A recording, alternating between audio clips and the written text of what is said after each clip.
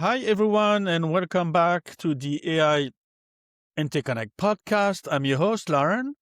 This show is where we explore the people behind the ideas shaping business, technology, and growth. At AI InterConnect, our goal is to give a platform to builders, operators, and thought leaders who are actively helping others scale and evolve. And today, I'm joined by Dina Flanagan, keynote speakers and founder of dinaflanagan.com, where she helps people and businesses grow through social media, brand positioning, and strategic visibility. Dina, thanks for being here. Very, very happy to have you on the show.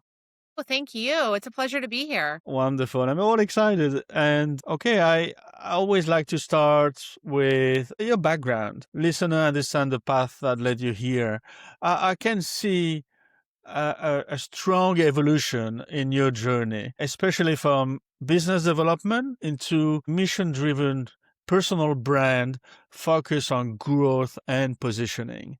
Dina, how did your personal and professional background led you to build your business around social media growth, brand positioning, and helping others scale their visibility? Yeah, so I originally started in real estate. I had a very successful 23 years as a top producing real estate agent, and I still am in the real estate world now. I help people build their businesses, really. I attract agents to our brokerage and I help them build passive income through revenue share with our brokerage. So that is one piece of what I do. I was burnt out though in real estate. I was working constantly. I wanted to do other things, but I wasn't sure what that was because I didn't have time to get off that revolving hamster wheel to be able to try something new because that's what was making me my income. So I finally just decided that I was going to take a little step back and I started coaching real estate agents. And the biggest thing that they needed was help with their positioning, help with attracting clients and customers, and help with just being able to let people know what differentiates them in the market and what makes them the obvious choice in their marketplace. So that took off pretty quickly. And the biggest thing that they really needed was help with their social media position in order to attract their ideal client. And then I had people coming to me asking, "Do you coach other people or do you just coach real estate agents?" And I said, "Well, I can coach other business owners, right? With the same types of problems in their business or niche." So I started doing that. And I built a program called Burnout to Brilliance. And that was for people mostly in midlife that have done other things that have maybe decided to reinvent themselves in their midlife and help them learn how to utilize the tools that we have available to us to retarget their audience and be able to position themselves in front of people that need to hear what they have to say. Love it. This is fantastic. Which lesson from your early journey still shape how you operate today? Oh gosh. Well, no matter what business you're in and no matter where you are located, the market is always evolving, right? So keeping up with today's trends and keeping up with, what other people are doing and stepping out of your comfort zone, learning something new, implementing things that are around to stay, right? Like AI, and really incorporating that into your business to give yourself leverage to be able to come out on top in today's market. So I think it's embracing change and learning new skills constantly that's going to help you move the needle forward. I find that there's a lot of people that decide to stay in their comfort zone and that actually keeps them stuck. Yeah, beautiful. Thank you. I love this answer. What stand out is how clearly you position your work around mission, visibility, and impact rather than just services. When you explain your business, dinaflanagan.com, to someone outside your space, how do you describe what you actually do, and will you help? You mentioned it a little bit, but if you go a little bit deeper. Yeah. So I help people be able to expand their authority in their marketplace, whether that be positioning themselves in front of the right clients in regards to building their own brand and their brand message. So it's really depending on what particular client that is. I have clients from solopreneurs that are at a just starting out basis. And then I also have really high end clients that are really looking for more media positioning, getting in the right rooms physically. And they're looking for like a higher level of brand positioning and authority. And then I have people that just need to learn how to show up on social media properly. So, um, I really work with a variety of different people, and it's really to help expand their access to people that maybe they thought they weren't able to get in front of before, how to position themselves to be in those right rooms and feel like they're welcome there. Yeah, beautiful. Who gets the most transformation from your work? Yeah, so it's funny. I see it on where it's like most impactful is really on the personal level with somebody that really never invested in themselves prior. So they're not used to coaching or making an investment in themselves or their business. And even though it's maybe a minimal investment in the realm of things for most people, for them, it's the biggest thing they've ever done. And that's where you see like the biggest change is because they're completely stepping out of their comfort zone. They're stepping into something new. I also work with large brands and corporations and businesses, and you'll see a long-term transformation there where when you work with a solopreneur, somebody that's starting out and just sort of birthing their business, you really see like their confidence spike. You see a huge change in a short amount of time with small baby steps, where you won't see that with a large corporation because they're already kind of tried and true. They're just looking to plan for the next 2, 3, 4, 5 years. So I really enjoy working with solopreneurs that are really ready to make a change and that ones that know that making an investment is going to collapse time so that they're not going to have to figure it out on their own for the next 1 or 2 years. They're getting somebody that's going to see their blind spots for them. Yeah, yeah, I like it. What makes your approach to brand positioning different from typical marketing consultants? And Yeah. So, no disregard. yeah. Well, I think there is a real misconception on like marketing and being salesy, right? So like marketing yourself is one thing where brand positioning is an authoritative piece. So it's one thing to market, like let's just use real estate as example. You have a listing of a home on 123 Main Street and you market that listing out on the newspaper and online and you get people to your open house and then it sells. And that's an immediate return on investment where brand positioning is an authoritative piece, which is going to build the foundation and the framework for your business for the unforeseeable future.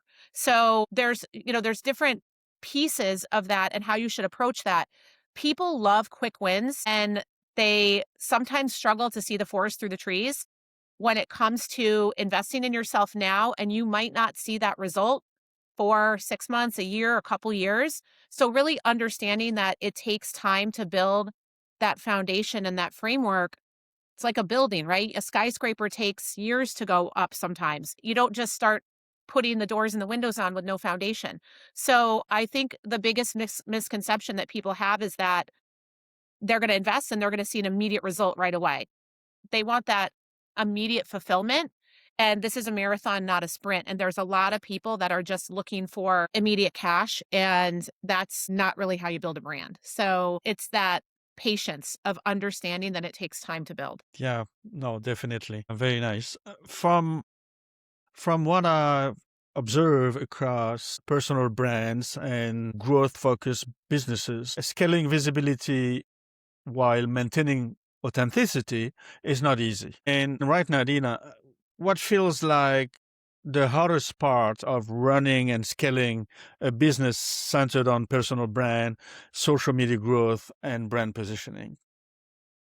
Yeah, I think the hardest thing really is getting people to understand the timeline, right? Is getting people to understand that this is an investment in their business, in themselves, in their future. And there's going to be some baby steps that are going to come along in this growth process that they're going to have to embrace. And I always call it embrace the suck, right? You have to embrace the sucky parts of that. And it's not going to be glamorous. And it's going to be work behind the scenes where no one's clapping for you. And people want that instant gratification. They want that immediate result.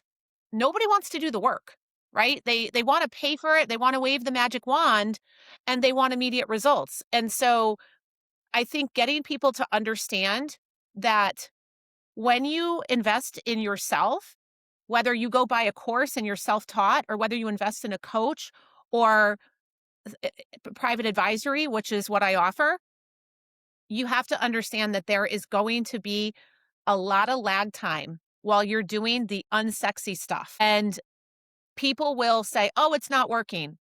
I'm like, "It's been 27 days, right?" Rome wasn't built in a day. So we need to like really I do a 90-day plan.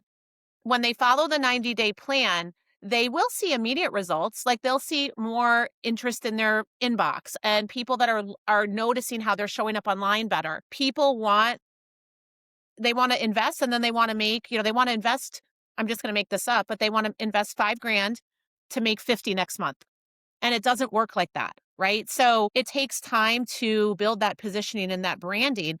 I have been successful in every vertical that I've done: real estate, private funding, branding, digital marketing, affiliate marketing, network marketing. I have several different revenue streams. I have been a top producer in all of them. And that is because I have a tried and true brand and I built trust and rapport through the years of showing up consistently online. We're talking over 20 years. I've been branding myself and building on social media. Not saying that it's going to take people 20 years, but it's that rapport. It's that trust, that quiet trust with your audience that you're building. So even though people aren't commenting or they're not saying anything, they're watching you. So eventually, when it's time for them to refer you or invest in whatever it is that you're doing or buy from you, they look at you as that go-to person for whatever it is that you're offering. So that's really, I think, the hardest part is getting people to really understand that. And people will say, "Oh yeah, yeah, yeah, I get it," and then they don't have a result for 1 week, and they're expecting these crazy results and they just started. Yeah, that's so true and so funny. Where do you feel the most friction in your business today? Is it like a client acquisition or positioning or audience growth or something else? Yeah. So, I mean, really, the biggest friction is, I think, people having that misconception on the time that it takes to build a business. That is really the hardest part. There's a completely different understanding of business from my clients that come to me, and I love Facebook and I love LinkedIn, but I get two completely different groups of clientele from those two platforms. People more so on LinkedIn are already in business. They've already got their company going or they're working for a company. They have some sort of expectation, like realistic expectations of what they need to do. You find people on Facebook where they're maybe new in business or they're just starting out or they're pivoting from one career or one industry to another and their expectations are not realistic. So I think that's like the biggest piece of what I deal with is constantly bringing people down to stop looking at what everybody else is doing online, stop looking at someone's, highlight reel when they've been doing this for 10 years and you're just starting. So I think that's the biggest problem is having that imposter syndrome on social media where people's idea of how long it takes to be successful at something is completely skewed because people are either they're basically lying about their results online, or they're over embellishing, or they're using other people's results where it kind of makes it look like it's theirs. So it's really hard to understand for some people what's real and what isn't. And now there's even a lot of AI. I mean, there's a lot of AI videos. You can't even tell some of these videos are AI or not. So people feel like they are way behind. And so their their expectations when they start building are completely unrealistic. And that's the biggest thing that I deal with. Yeah, no, that makes sense. Has the shift in social media algorithm or audience behavior made growth more complex recently? Yeah, I think so. I think it's helped a lot on the flip side. I think it's helped a lot in certain businesses with being able to train the algorithm to be able to get in front of your ideal audience, and I teach people how to do that. When you post on social media and you're marketing your business, you're posting for the audience you want to be in front of. You're not posting for you. So it's about who you're helping, and so that makes it easier, right? All these tools and AI analytics and things like that that really make it easier to do business if you know how to do it correctly. And that's part of what I coach and train on. But I also think on the flip side, it's it's constantly like evolving. And there are a lot of people out there that are not super techy. Like you look at some of the instructions on how to build an AI twin or how to create one of those AI videos, and it's completely foreign for people, and including myself. I have my own AI twin program, and even the instructions for me to have to give it to the other people that are purchasing the program, I made it as simple as possible, but it still is pretty complicated if you don't know how to do the basics on social media. You're going to have a hard time with some of that stuff that's a little bit more advanced. So I think just keeping up with the constant tech too is going to help you in your business today. Yeah, that's for sure. We are seeing a major shift where personal brands are becoming a growth engine for businesses, not just marketing assets. From your perspective in social media and brand positioning, what shifts matters most right now that many entrepreneurs and businesses are still underestimating? The power of who you are, right? So you are the brand.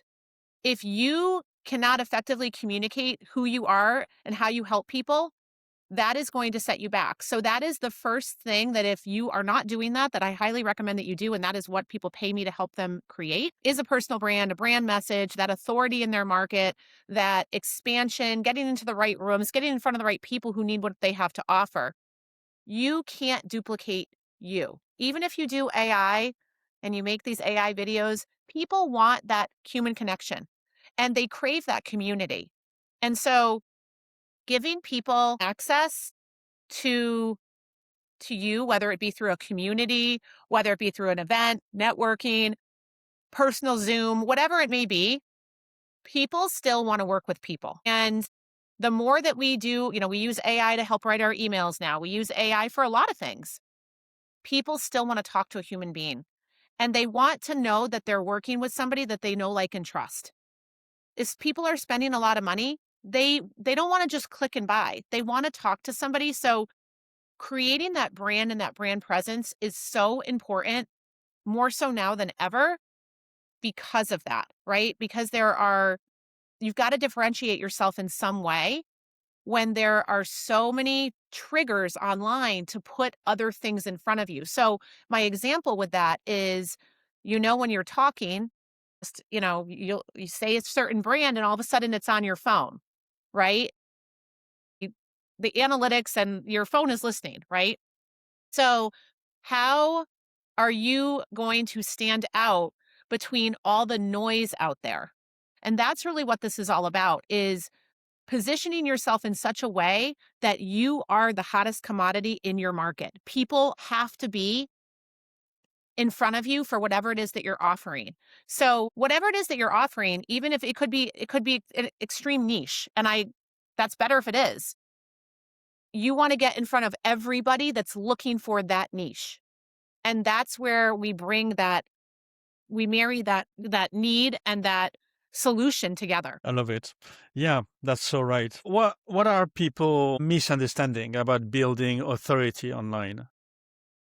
I think people think that it needs to be flashy, and it doesn't, right? So I don't think that people are impressed by flashy things. Maybe some people are, but like, I'm just going to make an example like private jets and Ferraris and things like that. People, I feel nowadays, especially people in like the 40 to 60-year age group, people want memories and peace. They want time and location freedom. They don't necessarily care about material things. They care about how can I build a business that supports my life? And how can I build a life I love? And I don't think it matters as much where people are. I feel like this has changed a lot over maybe like the last 10 years. And being in real estate and luxury real estate, I saw it all the time, right? People were trying to buy as many sports cars as possible. And I feel like now, this day and age, especially after COVID and just the way that the world is now, I feel like people just want peace. They wanna be in their comfortable home, they wanna love where they live, and they wanna have money in the bank, and I find and that's me, like, I don't care about the flashy stuff, and, I used to have several properties. We picked up and we moved to a state that we love, and we live on a lake, and that was our dream, so I just wanna be in my house, I love to travel as well, but I don't care about having this many properties and having these 5 nice cars, like, I don't care about that. I care about, will I still feel as good as I feel now 10 years from now playing pickleball and surfing, right? Because we play a lot of water sports and wake surfing and wakeboarding and things like that. Are my knees gonna feel the way that they do now 10 years from now? That's what I care about, right? So I feel like people are really into health and wellness, relationships, and health, wealth, and relationships are the 3 biggest trends right now and the thing that people spend most money on. So I feel like things have shifted a lot and I feel like people's priorities are different. And after COVID, I think that changed. People were working from home, people had location freedom. People have learned how to bring their business online and get rid of the workplace. So I think the more that people can figure out how to really build a life they love, I think we're going to see more of that entrepreneurial um people are going to be flexing their entrepreneurial muscles. Yeah. Yeah, I love what you say. That's so right. And hopefully it's going in that direction for everybody. Flashy stuff is it's for doesn't go anywhere. You clearly operate with a strong mission driven approach, which usually require a very intentional focus. Looking ahead 12 to 18 months, what does success realistically look like for you and your business at Dina Flanagan? Yeah, so thank you for asking that question. I've really started to work more with larger corporations and executives that are really looking for executive coaching, that are looking for that authority piece in their market, that are looking for expansion. They want to be put in the right rooms. They want access to certain things like podcast and media and getting in the right rooms, the right introductions, getting on potentially TV, in print. And how do they do that? I mean, that's been TV and media has been in my background for a while. So I'm on a podcast at least twice a week. And they usually approach me, right? Because I've set that authority in that market. So I have people that are very good at what they do. They have loads of credentials, but they're stuck because they don't know how to create relationships. They spend so much time hiding behind a computer screen, either getting degrees, which there's nothing wrong with that, or kind of buried in their own learning that they failed to make the connections and the network necessary to be able to grow their business. So I find more often than not, I get requests from people that have 5, 6, 7 letters after their name. PhD, MD, MBA, and they have no authority online. They are not connected to people. They're struggling to find a job when really they could be creating their own business. They could be a consultant. They could be a value add for other businesses. And instead, they're looking to trade time for dollars in a job with all this experience and all these credentials simply because they never put themselves out there. And so that's what I help people do on a high level where if companies, I've worked with very large brands and some celebrities and some athletes to be able to reestablish themselves. And so it's a perfect example. You get somebody that comes out of the NFL and 10 years later, they're a nobody. People forgot about them, right? Yeah, Because they weren't maybe that big of a name to begin with. And again, the NFL, they always say it's not for long, right? They don't have anything else to fall back on. So who are they? They come out of the NFL and they don't know what to do. So I work a lot with those types of professional athletes where they have a passion, maybe for a foundation or something like that, but they just don't have any business sense because they've been playing football their whole life. So I work a lot with them on trying to figure out, like, how do you want to brand yourself? Like, what do you want to be known for? So I love working with athletes, celebrities, large brands, and high level executives because most of the time, those are the people that have had the blinders on in their specific market, niche, sport, business, job, whatever they've been doing, where they haven't taken the time out to be on a podcast or to go to a networking event or to introduce themselves in the right rooms. Therefore, there are people like myself who are basically a master networker and professional networker at really truly building relationships and building an authority where they can have all those credentials after their name, but if nobody knows who they are, it's kind of irrelevant in today's world. that's true. That's so much work, but everybody has to do something. If you had fewer constraints, um, what would you scale faster? Mm. More time, more money, more whatever? Well, I really honestly, it's, again, I like to say it's not about money, but obviously, we're all here to make a living as well. So my higher end clients pay me a lot more money. And so if I could take more clients at the higher level, that's what I'd like to do. And because my time, obviously, no one our time is all the same. So that's where I'm really headed with my business is taking on clients at the consulting, larger project type of scale and probably putting someone else in place for the one-on-one coaching with people that are kind of just beginning and maybe doing a group setting for that. I do have a group coaching program right now that's very beginner basic. But in the end, I'm really only one person. So I'm adding to my team. I have, a PR department where we can pretty much get you in any publication anywhere, as long as, obviously there's a cost to those things, but depending on what the person is doing and what type level of exposure they want. So that's really where I'm headed is I'd really like to have in the next 2 to 3 years, I'd really like to have a really solid firm with publicists. And I've got my PR department. I've got somebody that builds all social media for people because I teach people how to show up online with clarity and confidence.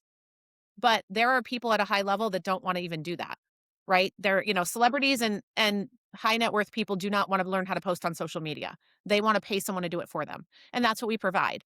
We have a department that will do a social media plan so that you stay relevant online, but you're not doing it yourself. So there's layers to what I do.